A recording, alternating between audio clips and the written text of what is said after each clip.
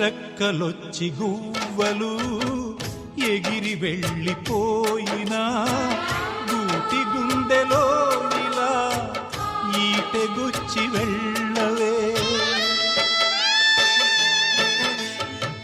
ముళ్ళ చెట్టు కొమ్మలైనా ఎంత పైకి వెళ్ళినా తల్లి వేరుపై ఇలా కత్తి దూసి ఉండవే.